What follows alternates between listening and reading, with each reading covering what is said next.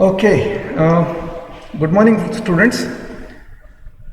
I welcome you all to the session on mechanical measurements and metrology lab video uploads. I'm planning to upload 5 experiments in part 1 and part 2. 5 experiments connected with measurements part, mechanical measurements. Basically, please note, among so many 4 batches, I suppose, 2 divisions and 4 batches, most of you have done 3 or 4 experiments in measurements, and out of 4 batches, 2 must have completed measurements completely. So the cycles have been interchanged with metrology. Nevertheless, just a minute, I'll take it out because I am staying with one single support staff here. I can take it out and make sure that you maintain this social distance, this mask, and all precautionary measures while moving around. You are not supposed to go out anyway, but in spite, see that you follow all the social distancing norms. Having said that, continuing with my lecture on measurements connected with mechanical measurements and metrology lab. So the first experiment that I am going to discuss today, probably this is completed for 1 or 2 batches, remaining batches may not have completed. That's okay. I will explain every aspect of this. Students are advised to note down these, and if you have written the journal, well and good. Let's see how it goes, and I will show you the reading. You can please note down these readings and prepare the journal accordingly as per we don't know what is the procedure now. I will explain the experiment now in the beginning. Let's see how it goes. Okay, 1 second.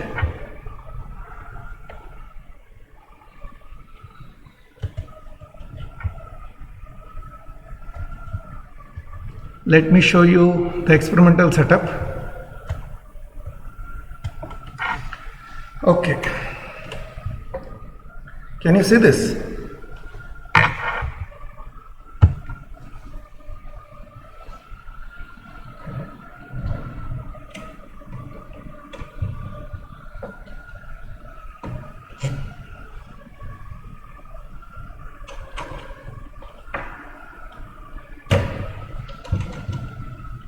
Can you see the board? It's mentioned as force measurement. So here we calibrate the given load cell. The load cell range is given as 0 to 10 kg. That means we can calibrate this load cell for the given, this load cell capability is up to 10 kg. This is a strain gauge resistance whose resistance is 350 ohms. And the digital indicator that we have, specification of digital indicator is 230 volts 50 hertz. This is supply converted into DC, 55 volts DC. Range is of course 0 to 10, and the display is 3.5 inch digital LED. Let's have a look at our experimental setup.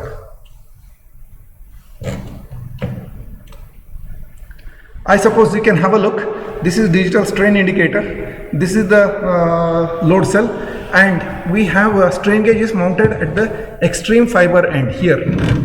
Please note, when we apply the load at one point, the maximum load comes here, and 4 strain gauges are mounted. 4 strain gauges are mounted in this way. One sec, I will show you.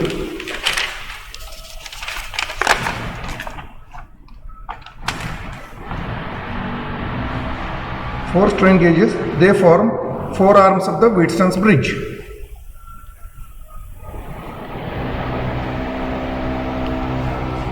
We have indicator here, volt indicator.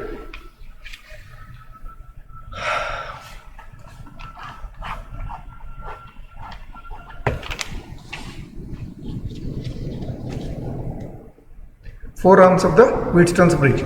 These 4 arms are nothing but 4 equal arm resistances which are mounted in this case.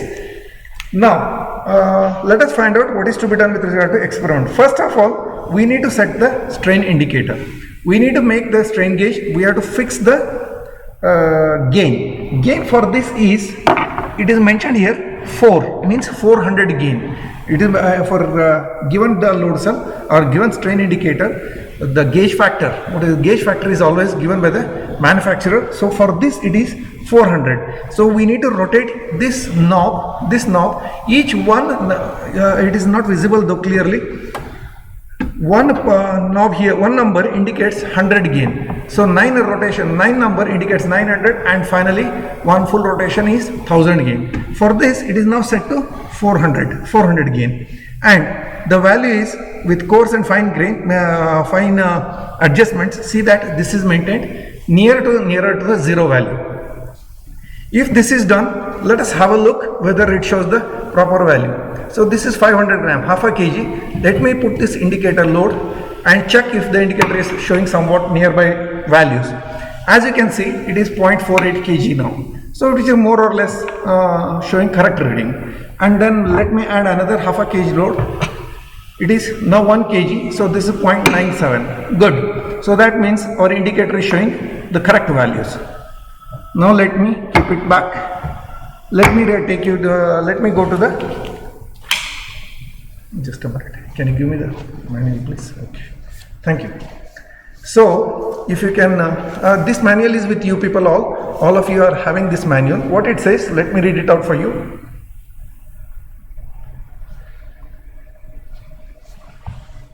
This is the manual. Manual says to calibrate the given strain gauge compression type load cell using compression test, using the given load cell and given load cell and strain indicator, digital strain indicator.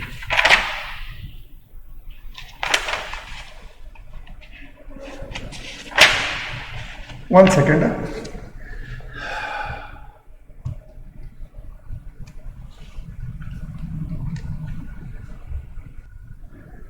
Okay, sorry for the interruption. So continuing with the load cell calibration. So this is the manual that you have been given with. I will read it out for you. This is the load cell, and the measurements to be taken are only these two. One, is it visible? Okay.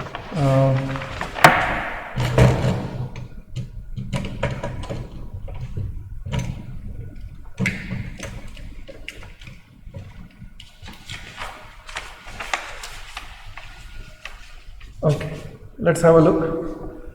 One is applied load, another is indicated load, and the difference. This is the applied load, this is the indicated load. Any difference between these two will give the error given by the, this is actual, this we are using it for calibration purpose. Given load around 500 grams 1 kg. So we need to compare whether when we apply load of 500 grams, this will be showing 500 or not, and if not, that is the error. As can be seen here, tabular column consists of only 1, 2, 3 columns: applied load, indicated load, and the error. Sorry, yeah, applied load, indicated load, and the error. Then one needs to plot the graph of applied load, indicated load versus applied load. Indicated load versus applied. That's all. Okay. Let us conduct the experiment now.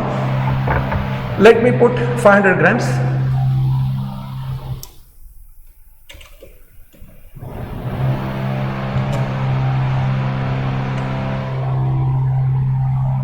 Let me put 500 grams for testing. So when I place 500 grams, indicator is showing 0.48. Please note down this value. When you enter the value of applied load, indicated load as 500 grams, applied load 500 grams, indicated load is 480 grams or 0.48 kgs. Error is 0.2 kgs, 0.02 kgs. Okay, next 1 kg. Apply a load of 1 kg, just check how much is the value shown by. It is showing exactly 1.00. That means there is no error at this juncture. Next I am applying 1.5 kg. So 3 values have been put, it is showing 1.5, so absolutely no error. Let me increase the value to 2 kgs. Have a look, it is 2.00 kg. Next, let me change the value. I will go to 2.5 kg. At 2.5, it is showing, the indicator is showing 2.49. So you have an error of 0.01 kg.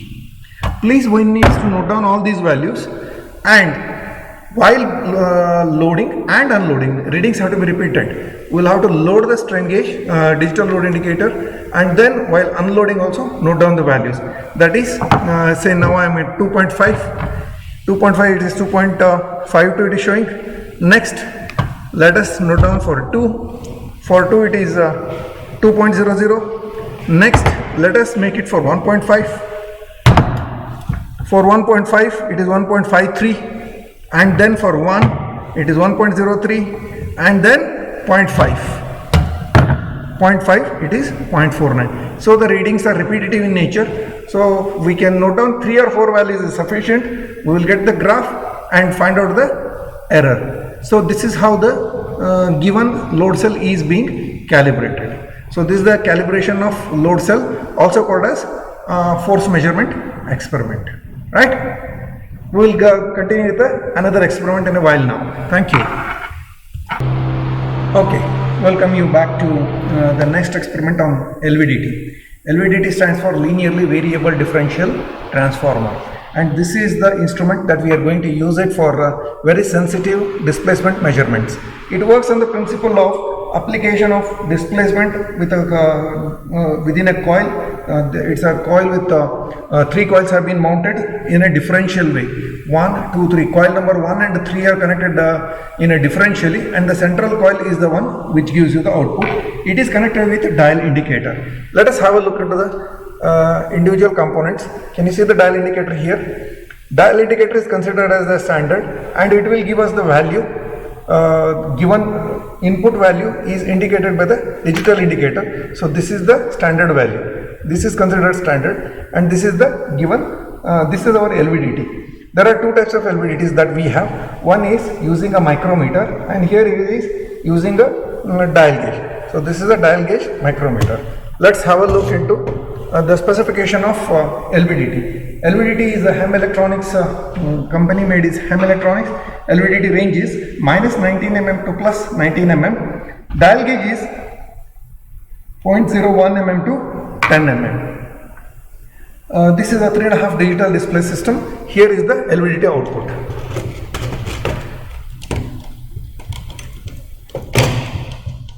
This is the LVDT output. Okay. Majority of you have done this experiment already, I believe.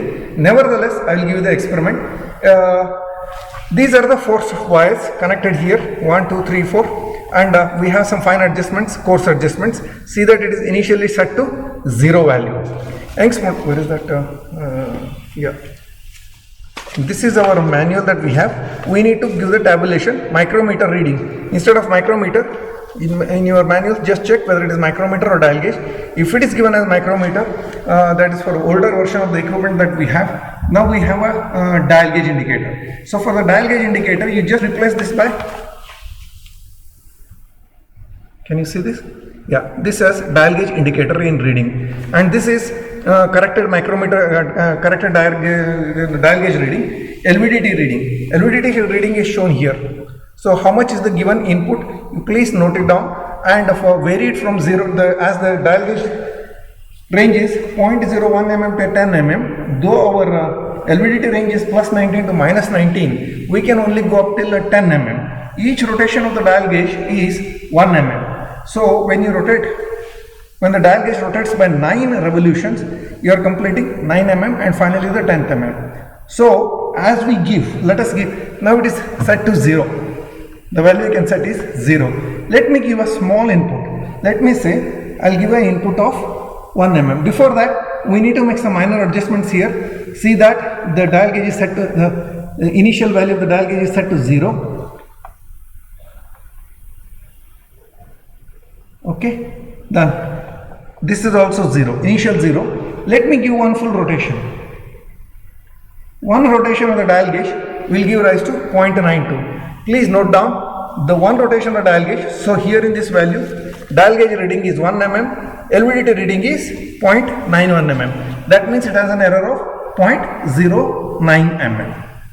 Next, give another one rotation of the reading, another one rotation displacement. So the value will be, this is input given is 2 mm, but the output shown by the dial gauge is by the LVDT is 1.84. That means there is an error. Find out how much is that. Write down in the last column. Next, likewise, go up till 9 mm on the plus side.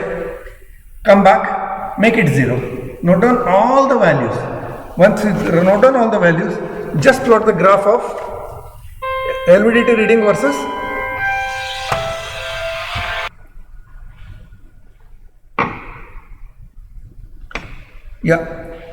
So please, once the values are noted down by the dial gauge indicator, the given input by the through the LVDT and the indicator shown by the dial gauge, please compare those two, find out the error, plot the graph of LVDT versus the given micrometer reading, dial gauge reading. So we need to plot the graph of LVDT output versus dial gauge reading, and that will show you one V kind of a curve. More or less it is a straight line curve. Nevertheless, once you conduct the experiment, we need to write the conclusions. Please note what is the conclusion, find out how much is the maximum error, note down how much is the minimum error, and what is the nature of the graph. Is it a straight line, non-linear, linear? Please mention those things in your graph, and that should complete this experiment. It doesn't take much time. It about within half an hour you should be able to get done. You will be completing this experiment. Okay. Thank you.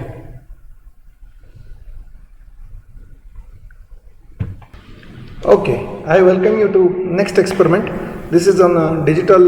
This is a pressure gauge calibration. The pressure gauge calibration. This is the Bourdon tube pressure gauge. This is being calibrated using SA820 oil. As you can see, dead weight pressure gauge tester, Applied Research and Engineering Private Limited from Sangli.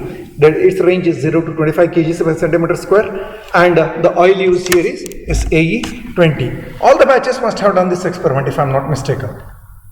Okay, the principle is like this. Just follow this.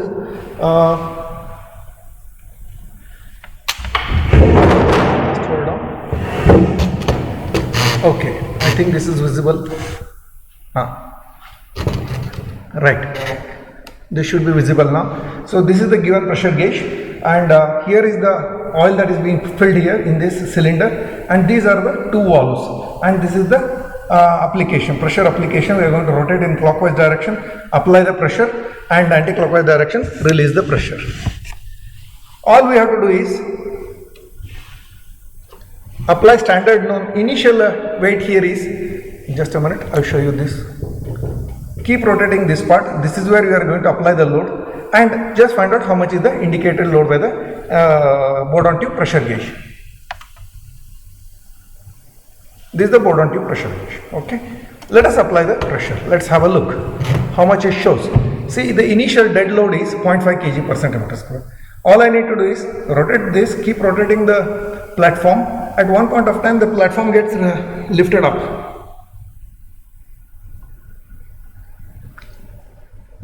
Now the platform is lifted up, and the value here is 0.5 kg per centimeter square. Can you see this? Here it is, the dial pressure gauge is showing 0.5 kg per centimeter square. So all we need to do is note down two values. What is the applied load? Then applied load is standard applied load. Initial load is 0.5 kg per centimeter square, and this is the applied load the pressure shown by the dial gauge is not the dial gauge. Pressure shown by the pressure gauge is 0.5 kg per centimeter square. Likewise, you start increasing the value. This is 2 kg. Can you see this? It is written here 2 kg. We have another 0.5. So this is another 0.5. So 0.5 plus 0.5 is 1 kg. Apply the load. Next 2 kg, 1.5. Next to 2.5. You can reach up to 25, but what the loads that we have is up to 7.5 kg. So we can reach up to 7.5. Come back. So in the sense, reduce the load and note down 3 or 4 readings in one direction, and another 3 are just to note down how the instrument behaves while the load is being taken off. So that is the idea behind taking out the loads and then while finding out the values. So all we need to do is plot the graph of LVD pressure gauge reading versus the applied load. Here is the manual that we have. One sec.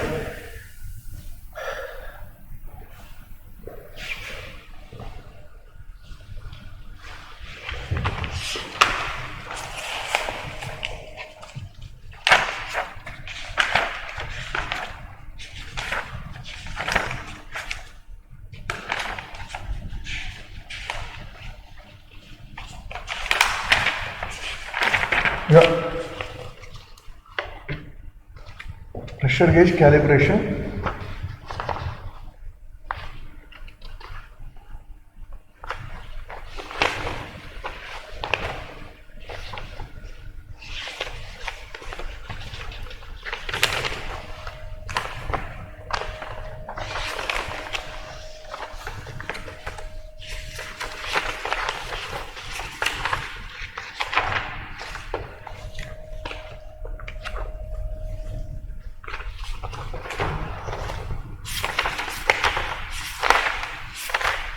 Yeah. Can you see this part? Yeah. I think this is visible. Applied pressure kg per centimeter square. Then indicated pressure by the low pressure indicator. Find out how much is the difference. Error find out. Then plot the graph of this one. Indicated pressure versus applied load. Applied pressure. That's all. And it's a straight line graph. Once the experiment gets completed, we need to note down we need to write the conclusions. That should complete the pressure gauge calibration. So the points to be noted here once again: pressure gauge calibration. We need to see that the oil is filled completely, no air bubble is left in the container here. Mount the pressure gauge properly. Keep the valve. This valve should be open so that the pressure is applied here. Then close the oil valve here on this side. So because if you keep it open, the oil will ooze out. So we don't want the oil spillage from this tank. Then gradually rotate the platform. Apply the load. Gradually rotate the piston cylinder arrangement. At one point of time, the pressure increases and matches with the applied load. Find out how much is that, and it is shown here in the pressure gauge indicator. This is a Bourdon tube pressure gauge. Note down the values. Then for 4 or 5 readings you can note down. Then plot the graph. Thank you. I welcome you back. Sorry for the interruption. So this is the arrangement for thermocouple experiment. Let me give some brief introduction about thermocouple experiment. Thermocouple experiment, here the main purpose or the principle of this thermocouple experiment is to calibrate the given thermocouple. Though the title here says is, can you see? Temperature measurement using thermocouple. We are not trying to measure the temperature, we are trying to calibrate the given thermocouple. That is more important. Please note some of the specifications of given thermocouple. Can you read it? Okay. Given thermocouple are chromel alumel. Then the chromel is nothing but 90% nickel, 10% chromium. Alumel is nothing but 94% nickel, 3% manganese, 2% aluminium and 1% silicon. Thermocouple range is 0 to 1000 degrees centigrade. This is the thermocouple cable that we have. Can you read it? Can you have a look? Here. This is the thermocouple wire. There are 2 wires here. These are 2 separate junctions. You have to observe microscopically here. These are the 2 separate junctions. This is one junction number 1 and here is junction number 2. One is cold junction, another is hot junction. Thermocouple experiment. Thermocouple works on the principle of the EMF generated. This is found out by Seebeck in the year 1824, wherein he said when 2 junctions, two metal wires, different wires, they should be 2 different alloys of the 2 wires, are joined at the end. 2 junctions are formed and maintained at 2 different temperatures. Then an EMF is generated across the 2 terminals. This is what is also called as a Seebeck effect. And the amount of EMF generated is proportional to the temperature difference. So if you know one of the temperature and EMF is known, the other temperature can be easily found out.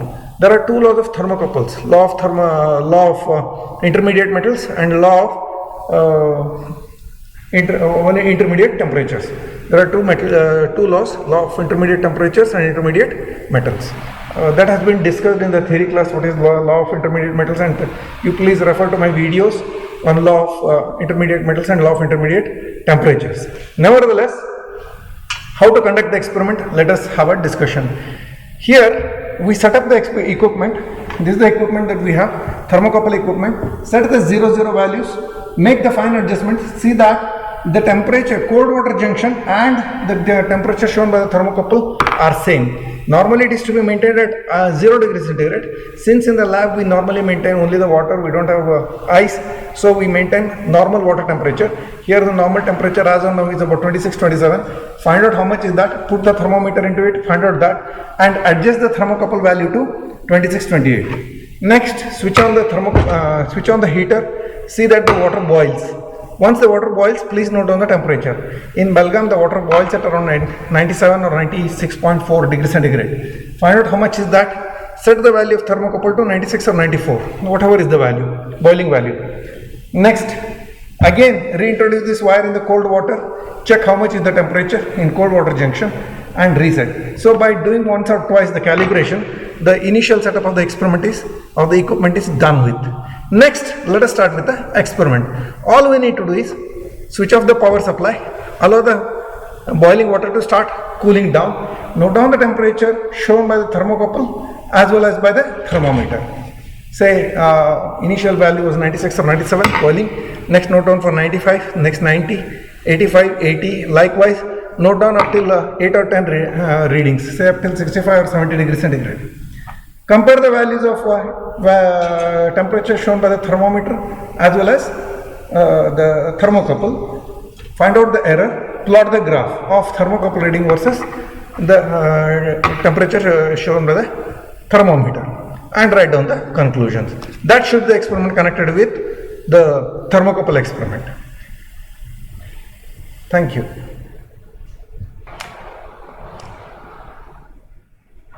Okay. I welcome you to next session and the last experiment in measurements part, that's on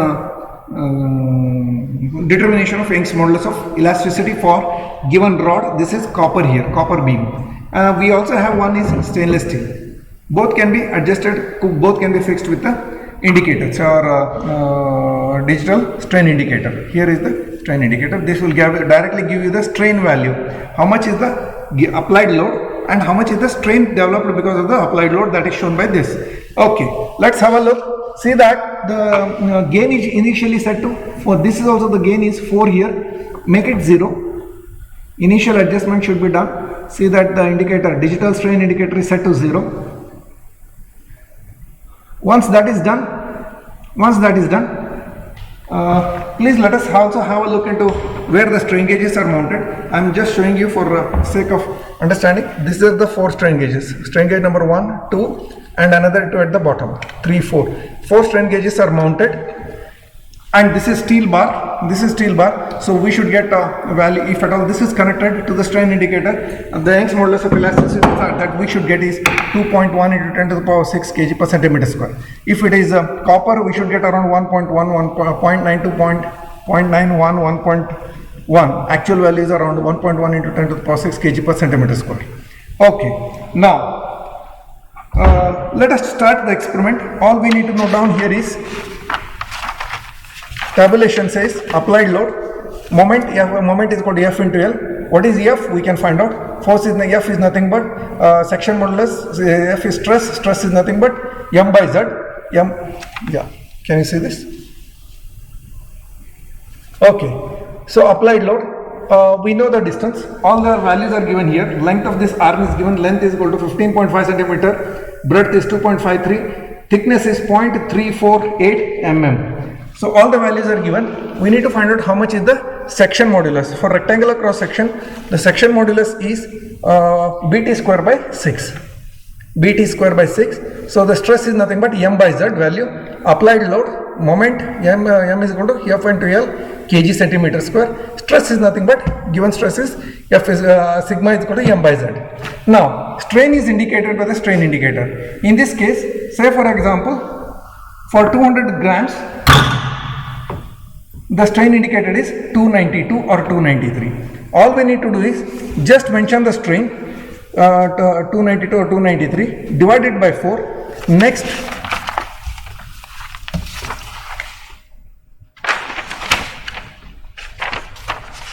may find out the calculations. The calculation part. 1 second. Just hold on.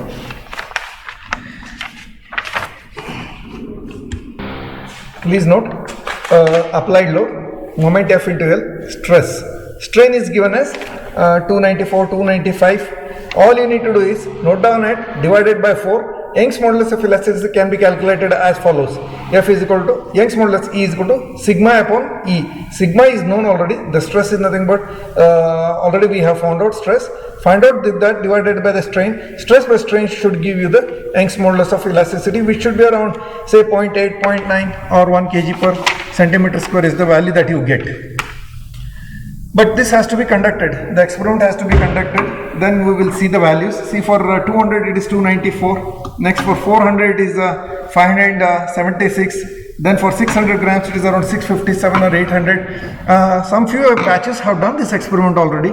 The remaining are yet to conduct. Some one out of 4 batches, I think 2 or 3 must have done this experiment. Please refer to your readings what you have done and check the answers that you have found out. You should be getting around 0.6, 0.8, sorry, not 0.6, 0.8, 0.9. We are getting sometimes 1.1 also we have got into 10 to the power 6 kg per centimeter square. There is a likelihood of making a mistake while dividing it by 10 to the power minus 6. It is, we need to, in the denominator, when you mention the sigma value, epsilon value is, see that it is multiplied by 10 to the power minus 6. So it goes to the numerator, you get the value as 10 to the power plus 6. Apart from that, the experiment should be done with relatively easy. See that you write the conclusion in saying that the Young's modulus of elasticity for copper has been determined and it is found out to be 0.8, 0.9 into 10 to the power 6 kg per centimeter square. Actual value is 1.1. So the difference is within the acceptable range. That should be our conclusion for force measurement, or determination of Young's modulus for copper. That's it. With this, I think all the 5 experiments that have been explained here, I have the difficulty here, I do understand, of fixing the camera and then showing you the actual experimental work. We don't have the proper setup. If I had the proper setup, I could have uploaded the PDF file, showed you all the values and conduct the experiment. But within the limitation, I have tried my level best to explain all the 5 experiments. If you get the readings, well and good. If you have got the readings, you have done the experiments, well and good. Otherwise, please see that your journal is, it has been valued. All the experiments have been valued. Keep them in ready condition, right? And you can note down these, even the remaining experiments. If you have not done, please write the theory part, please write the tabulation part, and then keep the journal ready without tabulation, without actual values. If you have not conducted the experiment, so be it. You just leave the values. Keep the journal ready. That's it. Thank you. Stay at home. See that you maintain the social distance, and mask is a must. And all the best. Thank you.